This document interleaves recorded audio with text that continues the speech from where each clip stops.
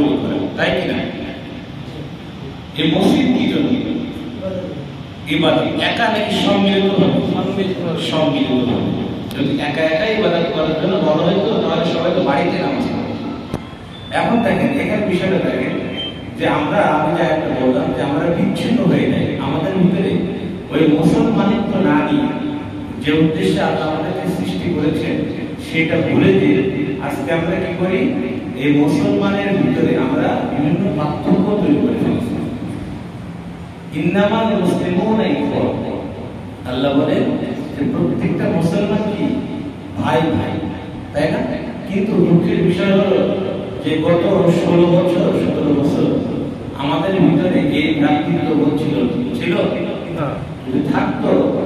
যদি থাকতো তাহলে আমরা ওই টেন্ডারবাজি করতে পারতাম না, আমরা গরিব বুকে বুকে লাথি মারতে পারতাম না, আমরা টাকার জন্য দেখা গেল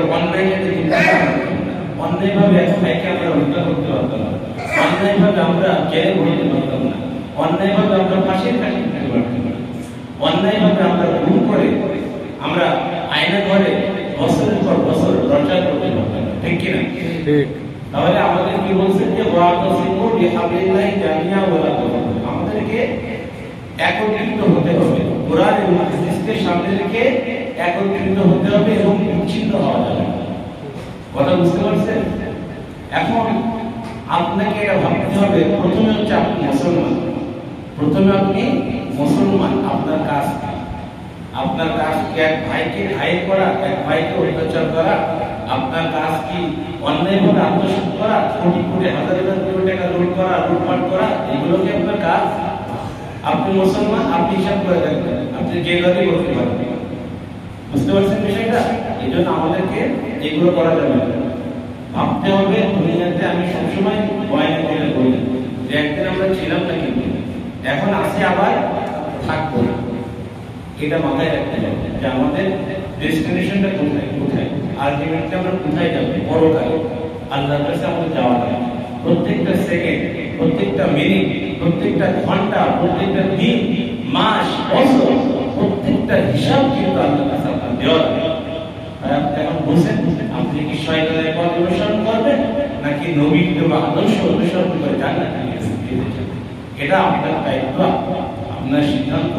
এটা নিয়ে আমার বলার কিছু নেই। তবে আমরা যেটা করতে পারি, আপনাকে সঠিক পথ দেখাতে পারি। নবীর কাজ, নবী যেটা করছে, হিদায়াত দেওয়ার মানে কে? আল্লাহ। হিদায়াত দেওয়ার মানে কিন্তু নবীর না। আর নবীর যারা ওয়ারিস, এই আলেম ওলামাদের না, শুধুমাত্র কি করতে পারে এরা? আপনাদের সঠিক পথ দেখাতে পারে। বোঝার দায়িত্ব আপনার, ঠিক আছে?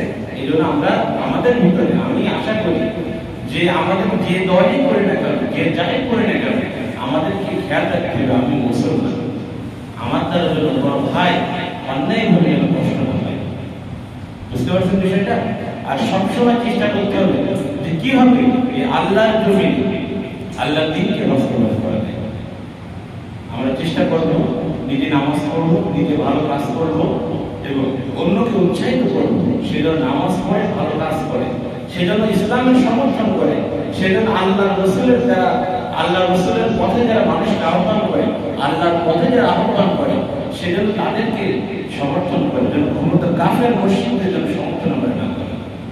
যারা চায় যে মানুষ যেন একটা কল্যাণময়, একটা সুখী রাষ্ট্র, যেখানে কোনো ভেদাভেদ থাকবে না, এটার মধ্যে যেখানে কোনো ভেদাভেদ থাকবে না, যেখানে কোনো মারামারি থাকবে না, যেখানে আমাদের যানবাহনের নিরাপত্তা থাকবে, আমাদের ব্যবসা বাণিজ্যের নিরাপত্তা থাকবে, সব কিছু আমাদের নিরাপদ থাকবে, এরকম রাষ্ট্র যারা চাই, আমরা চাইবো তারাই যেন আগামী দিন বাংলাদেশকে তারা পরিচালনা করে। চাই কি চাই না আমরা এটা? যেখানে আমাদের নিরাপত্তা থাকবে। আজকে এগুলো মানে ওপেন সিক্রেট, দেশে বিগত 16 বছর কি হয়েছে না হয়েছে এটা আমার বলা দরকার নেই। এখন কিন্তু সবাই জানে, খবর দেখেন, দেখছেন আপনারা কিভাবে দেশটা শেষ করে দিচ্ছে। তাহলে আবার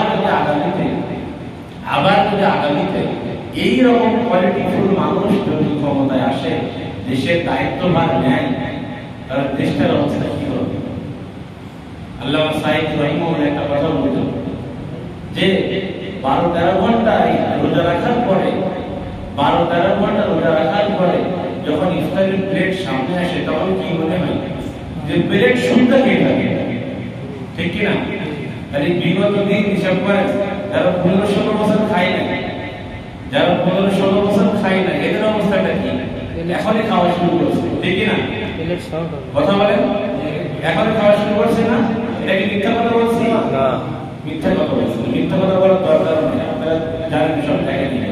এই জন্য আমরা চাইবো যেখানে আমরা সাধারণ মানুষ নিরাপদ থাকি, আমাদের অর্থনৈতিক মানে অর্থনৈতিক চাকা যেন সচল থাকে, যেন দ্রব্যমূল্য ঊর্ধ্বগতি না যায়। দ্রব্যমূল্য ঊর্ধ্বগতি কিন্তু পাচার কারণে হয়, মানে দেশ থেকে টাকা পাচার করার কারণে এই দেশের দ্রব্যমূল্য ঊর্ধ্বগতি হয়ে যায়। এই কারেন্টের বিল আগে ইউনিট কত ছিল? বেশি, এখন কিন্তু আগে বেশি নেই, বিভিন্ন রকম ভ্যাট ছিল, এখন কিন্তু নেই।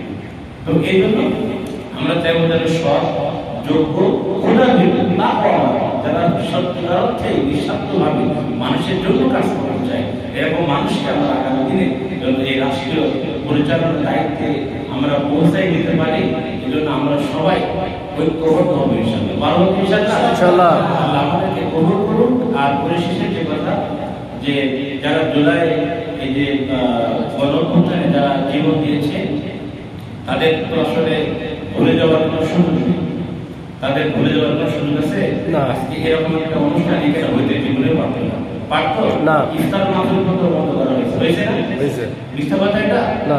আর ইফতার মাহফিল বন্ধ করে সে কোন ধরনের মুসলমান? সেই মুসলমান না কাফের? বলেন তো, কাফের।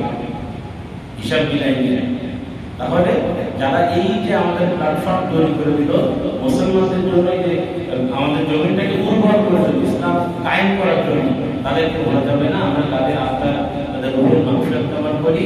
যারা অসুস্থ আছে আল্লাহ তাদেরকে যেন খুব দ্রুত সুস্থ দান করে, সকলে বলে আমিন।